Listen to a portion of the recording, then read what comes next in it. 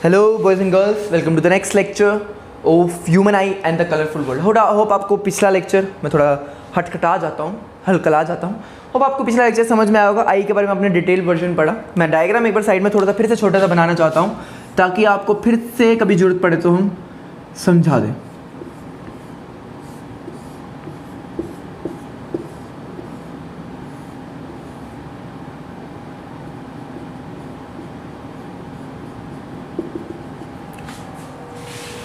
ठीक है जी. तो ये आपका डायग्राम है. छोटा सा डायग्राम बनाया मैंने, ज़्यादा डिटेल्ड वर्जन अभी इसमें नहीं बनाया. मैं सिर्फ समझाना चाहता था कि ऐसा आई आपकी दिखती है. आप अपनी आंखें देख सकते हैं यार, उतार के निकाल के उसको देख लीजिए अगर देखना चाहते हैं तो. देखिए बेटा, तो अब इस पूरे के पूरे हम स्ट्रक्चर ऑफ आई को पढ़ने वाले हैं. ठीक है, ह्यूमन आई के बारे में हम डिटेल स्टडी करने वाले हैं. ठीक है, तो फर्स्ट पॉइंट आता है ह्यूमन आई का, दैट इज कॉर्निया. पहला क्या होता है ह्यूमन आई में? First part of human eye is cornea. पहला पार्ट क्या है? कॉर्निया. तो क्या है इसमें? It is the outermost covering of the eye. It is the outermost covering of the eye. ठीक है, एक तो आउटर मोस्ट कवरिंग है, सबसे बाहर वाली कवरिंग है, ये सारी कॉर्निया है. It protects the I. It protects the eye from dust particles. From dust particles. देखो, अगर कभी कभार ब्लू पेन मैं नया नया यूज़ कर रहा हूँ, अगर किसी को देखने में दिक्कत हो रही है तो वो मुझे बाद में टेक्स्ट भी कर सकता है. मैं एक और नया पेन ट्राई करना चाहता हूँ, मज़ा आ रहा है मुझे ऐसे ऐसे पेन ट्राई करने में. ठीक है, तो फर्स्ट पॉइंट हो गया, कॉर्निया जो है डस्ट पार्टिकल से प्रोटेक्ट करता है और साथ में आउटर मोस्ट कवरिंग तो है ही है. तो सबसे पहला पॉइंट, हर चीज़ को अब डिटेल जो हमने पिछले लेक्चर में पढ़ा ना, उन सबको अब लिखने का समय आ गया. देखो, नोट्स तो हमने ही बनवाने हैं, हर चीज़ हमने करनी है. आपको पता लग चुका होगा कि आपका मंथली टेस्ट होने वाला है in the month of June. First week of June में शायद स्टार्ट हो जाए, तो प्रिपेयर हो जाइए. I am going to give the light chapter. Class 10 be prepared. या लाइट चैप्टर देने वाले हैं और उसको थोड़ा सा मेहनत करना शुरू करते हैं. उसके ऊपर हम लाइव क्लासेस भी लेते रहेंगे. ठीक है बेटा, so hope you understand that everything in detailed. अभी तक जो हमने पढ़ा, अब बात करते हैं सेकेंड. इसका होता है एक्वस ह्यूमर. ठीक है, it is a transparent liquid. It is, ये तो मुझे लग नहीं रहा दिखने वाला है, मैं थोड़े पंगे नहीं लेना चाहता. मैं सोचता हूँ कि वापस ब्लैक पे ही आ जाते हैं, ये ना. It is a transparent liquid. It is a transparent liquid present beneath the cornea. ठीक है, ये ट्रांसपेरेंट लिक्विड है. यहाँ पे लिक्विड फैला हुआ होता है, कॉर्निया के पीछे होता है और आइज को बाहर से मोइस्ट रखता है. आपने देखा आपकी आंखें आपको गीला गीला देखती हैं, ऐसा लगता है ना आंखें गीली गीली हैं, रो भी नहीं रहे फिर भी गीली गीली महसूस होती हैं. ऐसा लगता है आंखों में पानी है, आंखों के ऊपर पानी चढ़ा हुआ है. तो जो दिख रहा होता है ना, वो आपका क्या होता है? वो आपका होता है एक्वस ह्यूमर. क्या होता है बेटा जी? Aqueous humour. ठीक है, तो 2 पॉइंट्स के बारे में पढ़ा. तीसरा पॉइंट हमने क्या पढ़ा था? तीसरा पॉइंट हमने पढ़ा था आइरिस. तीसरा पॉइंट क्या पढ़ा था? आइरिस. ब्लैक ब्लू से लिखूँ यार, मेरे को नहीं पता. आइरिस. आइरिस आइरिस क्या होती है? तो आइरिस होती है, it is a muscular diaphragm. It is a muscular diaphragm.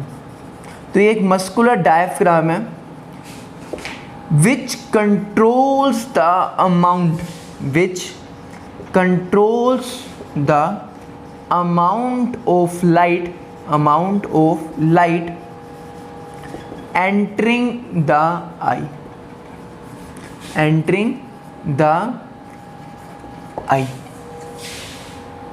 ठीक है, तो ये लाइट के अमाउंट को एंटर पे कंट्रोल करती है, कितनी लाइट अंदर भेजनी है. देखो बेटा, तो मेन बेसिकली ये क्या करती है, जो प्यूपिल का साइज है ना उसको बड़ा छोटा कर देती है. बड़ा छोटा कैसे कर देती है? थोड़ी आगे आ जाएगी, कॉन्ट्रैक्ट कर देगी, रिलैक्स कर देगी. कब होता है, कैसे होता है वो समझिए. देखो, जब अचानक बहुत ज़्यादा धूप पड़ रही हो, आप अंदर से बाहर निकले, अंदर थोड़ा काला काला अंधेरा था, लाइटें बंद पड़ी थी, और उसके बाद अचानक आप बाहर निकले धूप, तो आपकी आंखें ना बंद हो जाती हैं पूरी, ऐसा लगता है बहुत छोटी छोटी हो जाती हैं, यूँ दिख नहीं रहा यार।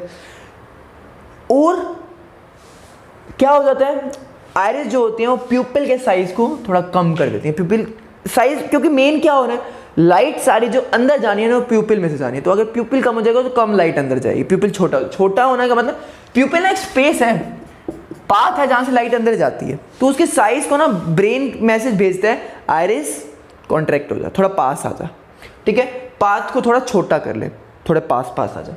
तो इससे क्या करती है, वो लाइट के अंदर जाने के अमाउंट को कंट्रोल करती है, थोड़ा पास आ जा, कुछ पास आओ ना हमारे, तो ये लाइट के पाथ को कंट्रोल करती है, ठीक है बेसिकली। और एक और एग्जांपल दे सकता हूँ, जैसे आप अचानक से अंदर बाहर थे, बड़ी देर धूप में बाहर थे, आपकी आंखें धूप से एडजस्ट हो चुकी थी, अचानक आप बिल्कुल अंधेरे वाले कमरे में एंटर करो, यूं कर रहे होते हो, अरे कुछ यार बड़ा काला काला दिख रहा है, क्योंकि पूरी आंखें खोल देते हो, क्यों, क्योंकि आप बाहर इतने लार्ज अमाउंट ऑफ लाइट देख रहे हो, अंदर आते कोई बहुत कम होगी अमाउंट ऑफ लाइट, तुम्हारी आईज को एडजस्ट होने में टाइम लग जाता है।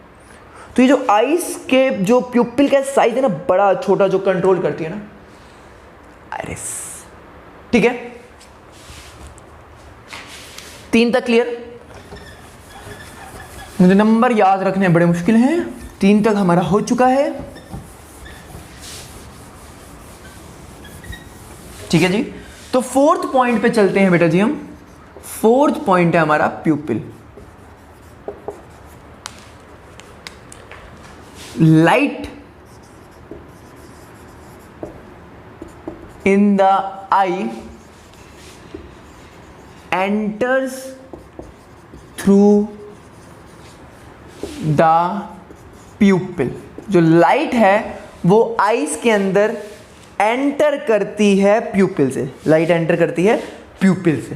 प्यूपिल वो रास्ता है जहां से लाइट अंदर जाती है। तो इसके बारे में इतना डिटेल में कुछ बात नहीं थी, सिर्फ प्यूपिल वो जहां से लाइट अंदर जा रही है, ब्लैक कलर का जो आपको दिख रहा है वो आपका प्यूपिल है, जहां से लाइट अंदर जा रही है। प्यूपिल के बाद वहां पे प्रेजेंट होता है क्रिस्टलाइन लेंस, क्रिस्टलाइन लेंस, ठीक है जी, crystalline lens. So it is also termed as eye lens. It is also eye का lens. It is also termed as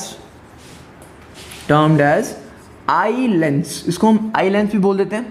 It is convex in nature. क्या होता है ये? convex होता है in nature. It means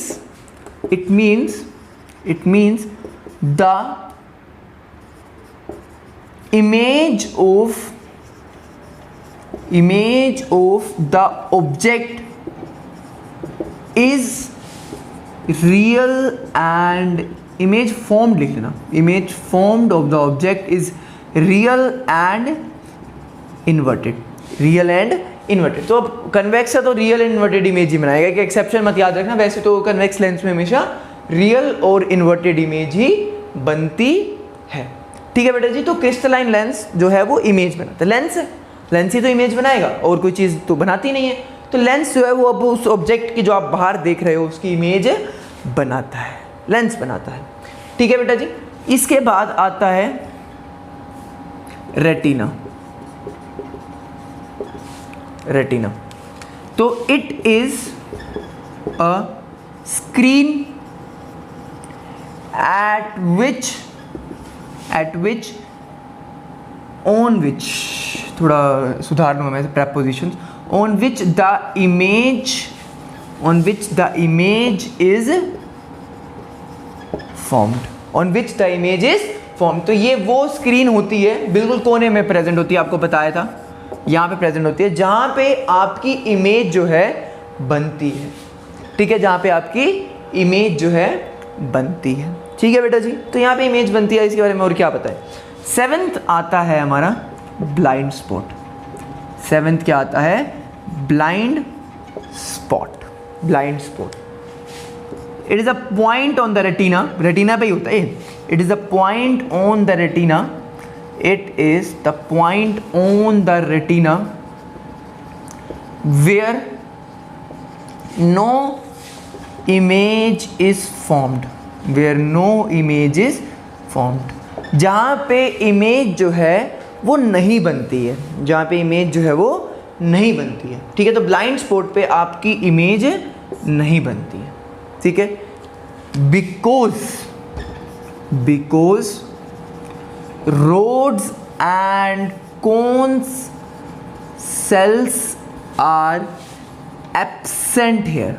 यहाँ पे रोड्स एंड कोन सेल्स जो होते हैं वो एब्सेंट होते हैं। रोड्स एंड कोन सेल्स को मैंने आपको पिछले लेक्चर में बताया था, रोड्स एंड कोन सेल्स क्या होते हैं, और एब्सेंट होने की वजह से यहाँ पे इमेज नहीं बन पाती, क्योंकि इमेज के कलर इंटेंसिटी ऑफ लाइट, तो कलर में देखने में और इन सब चीज़ों की वजह से आपकी जो अगर रोड्स एंड कोन सेल्स नहीं होंगे तो आपकी जो इमेज है वो भी नहीं बन पाएगी, ठीक है बेटा जी। बहुत बड़ा रोल प्ले करते हैं rods and cone cells. Retina के पीछे प्रेजेंट होते हैं, रेटिना के आसपास, रेटिना के पीछे प्रेजेंट होते हैं, रेटिना के साथ ही प्रेजेंट होते हैं, ये मान लीजिएगा, ठीक है। तो हमने ब्लाइंड स्पॉट के बारे में पढ़ लिया। नेक्स्ट टॉपिक पे चलते हैं। 7 पॉइंट्स हमने करे हैं आईज के बारे में, 2-3 रह गए हैं, उसके बारे में भी डिटेल डिस्कशंस कर लेते हैं। कैसा क्या क्या होता है, हमारी आँखों का नजरिया, जीने का तरीका तुम से सीखा है, आँखों के होश में किस कदर रहूँगा बस यही उम्र भर। कहाँ पे आ गए, चलो अब बात करते हैं ciliary muscles. Ciliary muscles,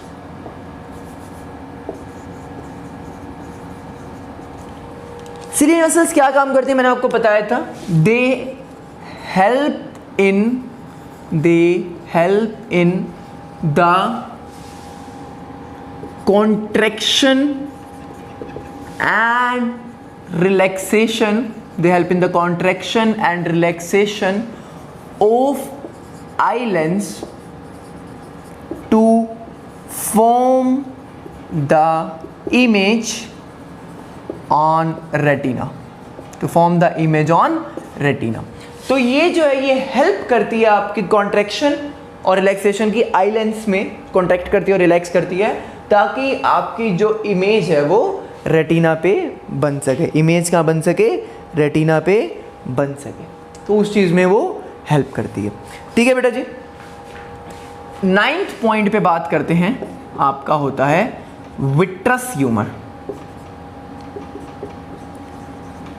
vitreous humour ज़्यादा डिटेल लिखने की जरूरत नहीं है। तो एक जेली लाइक फ्लूइड है, it is a jelly like fluid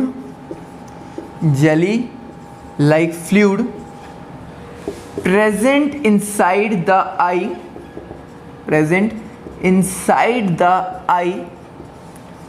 and protects the eye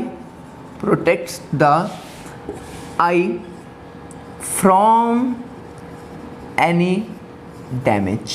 तो आई को किसी भी तरीके के अंदर की डैमेज, इंटरनल डैमेज से बचाने का काम विट्रस ह्यूमर करता है। हो गए, कोई रह गया क्या? हाँ मेन रह गया। चलिए 10th वन है बेटा जी आपका ऑप्टिक नर्व्स। 10th वन क्या होता है हमारा बेटा? Optic nerves. इसका क्या काम है?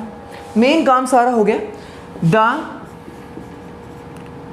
Message of image formation, the message of image formation is sent to the brain। हाँ जी पढ़ा रहा हूं, बोलो।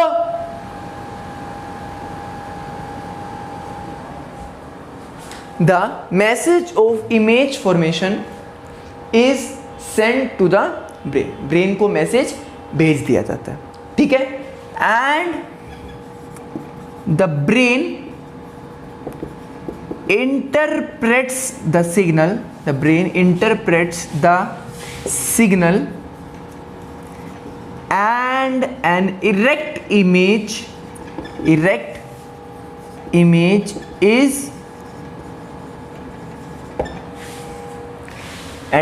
Image is formed. तो आपकी इरेक्ट इमेज बन जाती है, इरेक्ट इमेज इज फॉर्म, ठीक है। तो ये पूरा का पूरा स्ट्रक्चर हमने देखा था पिछले लेक्चर में, और डायग्रामेटिकली भी आपने देख सकते हैं, स्ट्रक्चर से थ्रू एक्सप्लेन किया। अब उन बारे में हर चीज़ हमने बातें लिखी कि क्या क्या कैसे कैसे होता है, and we got the detailed structure and functioning of human eye. तो ह्यूमन आई की डिटेल्ड स्ट्रक्चर और फंक्शनिंग हमने पढ़ी, क्या क्या कैसे कैसे होता है, तो that we know about everything, now we know that it's good. So next lecture में हम डिस्कस करेंगे फर्दर टॉपिक्स, क्या क्या आएंगे उस टॉपिक्स के बारे में डिस्कस करेंगे। Thank you for the today's lecture, have a nice day बेटा जी।